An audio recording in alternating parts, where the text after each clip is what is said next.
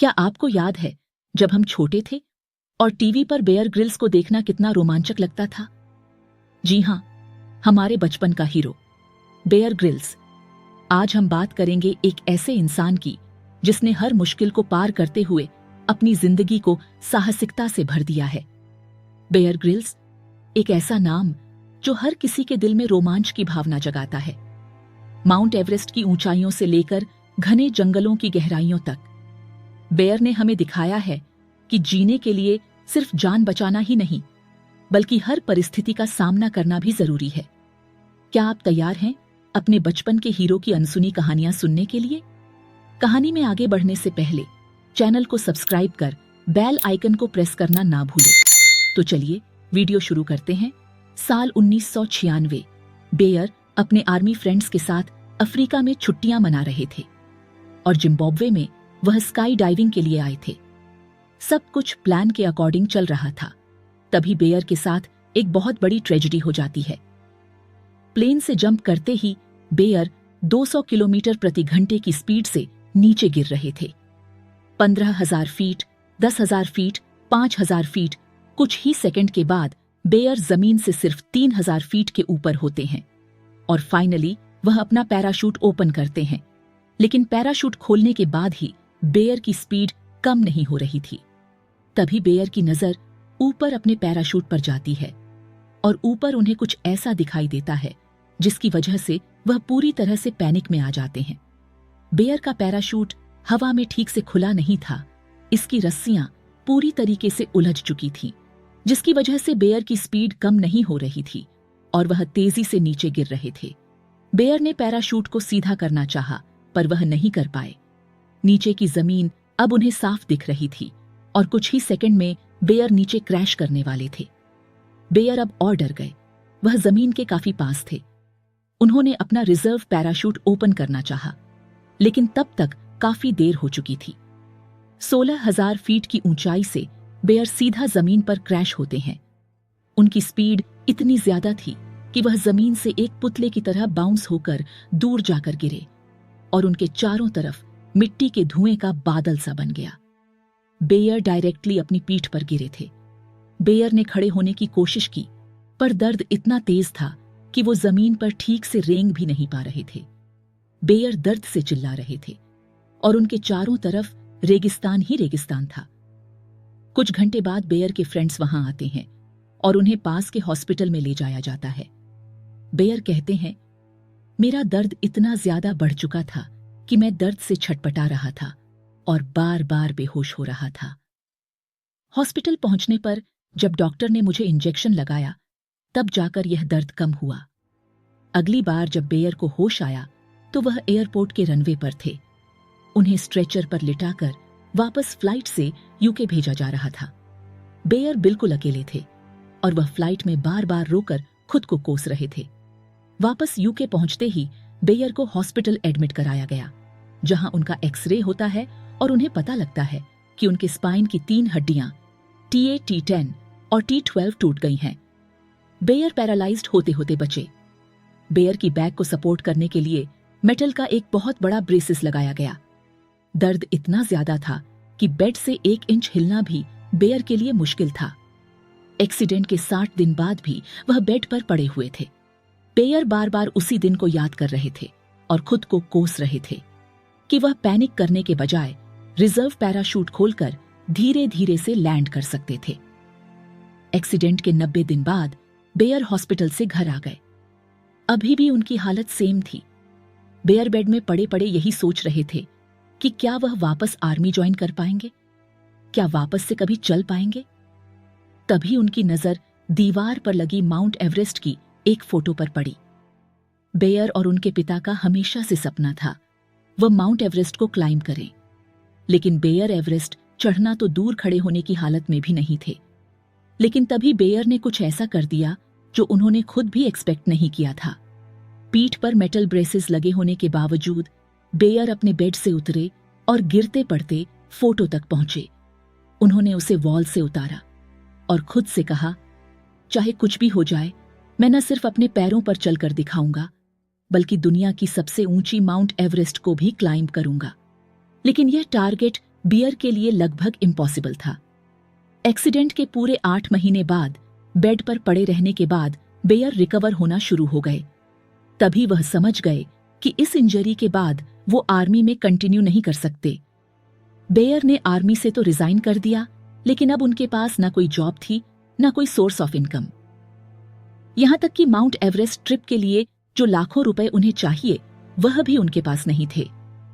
Bear के लिए mount Everest इस वक्त डू और डाई मिशन बन चुका था। बेयर के सामने एक बहुत बड़ी प्रॉब्लम थी। एवरेस्ट चढ़ने के लिए ऑलमोस्ट 50 लाख रुपए का खर्चा आता था और इतने पैसे बेयर के पास नहीं थे।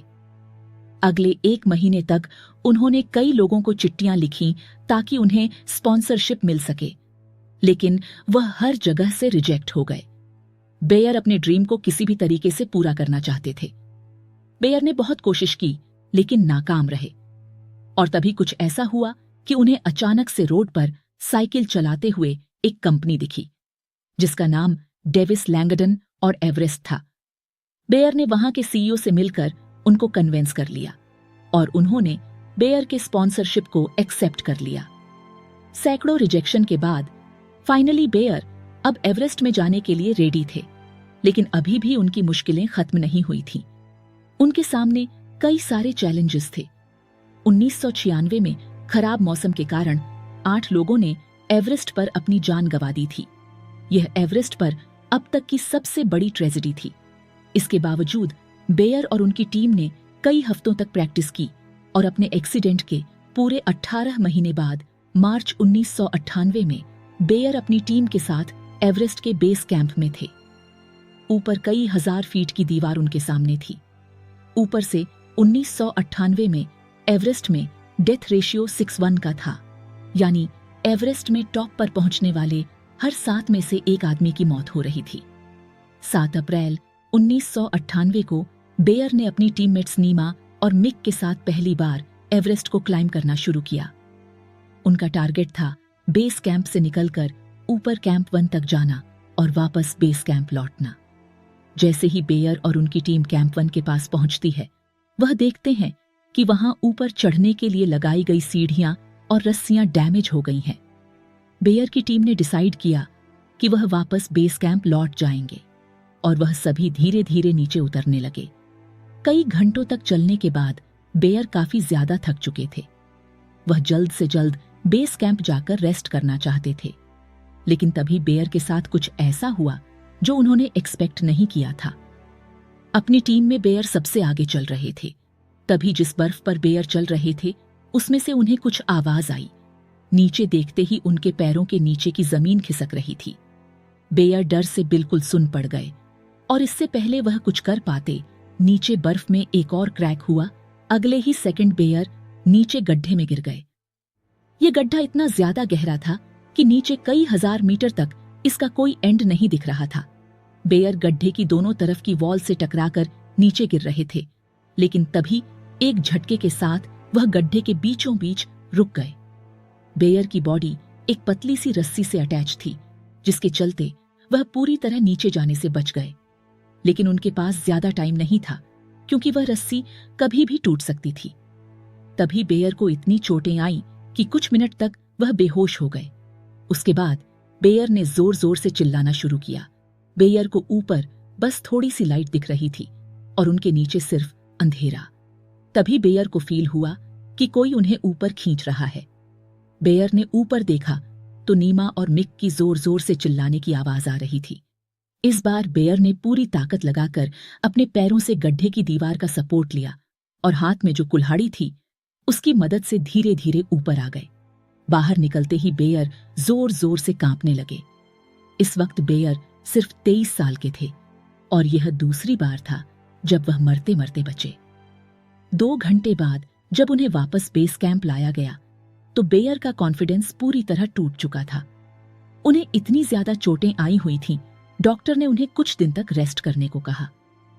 बेयर डरे हुए थे, उनका कॉन्फिडेंस भी टूट चुका था, लेकिन फिर भी वह खुद को कह रहे थे, बड़े गोल के रास्ते में चैलेंजेस आते रहते हैं, मैं हार नहीं मानूंगा। कुछ दिनों तक आराम करने के बाद बेयर ने वापस ऊपर क्लाइंब करना शुरू कर दिया। सबसे पहले वह कैंप 1 पर पहुंचे, फिर कुछ दिनों बाद कैंप 2 और फाइनली कैंप 3 तक पहुंच गए। अब वो एवरेस्ट को समझ चुके थे और अपने फाइनल अटेम्प्ट में वह बेस कैंप से सीधा ऊपर जाने के लिए रेडी थे। तभी उनके सामने और मुश्किलें आ गईं। अगली सुबह बेयर बुरी तरीके से बीमार हो गए। वो बार बार उल्टियां कर रहे थे। डॉक्टर ने बताया कि उन्हें सीरियस चेस्ट इन्फेक्शन है और कुछ दिनों तक आराम करने की जरूरत है। लेकिन बेयर के पास टाइम कम था। उन्हें अपना मिशन कंप्लीट करना था। तभी उन्हें एक और बुरी खबर मिली। अगले कुछ ही दिनों में एवरेस्ट में एक बहुत बड़ा तूफान आने वाला था, जिसके बाद एवरेस्ट में चढ़ना ऑलमोस्ट इम्पॉसिबल था। बेयर के पास टाइम कम था। उस दिन बेयर पूरी रात प्रार्थना करते रहे कि भगवान मुझे एक बार चांस दे दो, मुझे जल्दी ठीक कर दो। तूफान माउंटेन के पास आ चुका था। तभी उन्हें खबर मिली, आखिरी मोमेंट में तूफान दूसरी तरफ मुड़ गया है। उसके बाद अगले ही दिन बेयर सुबह 10 बजे उठे और अपने फाइनल मिशन के लिए चढ़ाई शुरू कर दी। बीमारी की वजह से बेयर वीक होने के बाद भी उन्होंने पूरी एनर्जी इस मिशन में लगा दी और सिर्फ 5.5 घंटे में ही वह कैंप 3 में पहुंच गए। बेयर ने अपनी चढ़ाई जारी रखी। कुछ देर बाद में बेयर 26,000 फीट की ऊंचाई पर थे, जिसे एवरेस्ट का डेथ जोन कहा जाता है। यहां ऑक्सीजन इतना कम होता है कि यहां कुछ देर रहने से ही इंसान की मौत हो सकती है। बेयर के आसपास कई सारी डेड बॉडीज पड़ी थीं, जिनकी कुछ समय पहले ही डेथ हुई थी। बेयर अंदर से डरे हुए थे। अगले 24 घंटे में बेयर अपनी लाइफ का सबसे बड़ा रिस्क लेने वाले थे। ऑक्सीजन की कमी के कारण उनका चलना मुश्किल हो रहा था। 17 घंटे की चढ़ाई के बाद फाइनली अब वह टॉप से सिर्फ 400 फीट दूर थे। बेयर से पहले सिर्फ 30 ब्रिटिशर्स ही यहां तक पहुंच पाए थे और इसी मोटिवेशन के साथ और अपनी एक्सीडेंट के 18 महीने बाद बेयर दुनिया के सबसे ज्यादा ऊंचाई वाले माउंटेन पर चढ़ चुके थे। सिर्फ 23 साल की उम्र में बेयर एवरेस्ट क्लाइंब करने वाले यंगेस्ट ब्रिटिशर्स थे। उन्होंने इम्पॉसिबल को पॉसिबल करके दिखाया।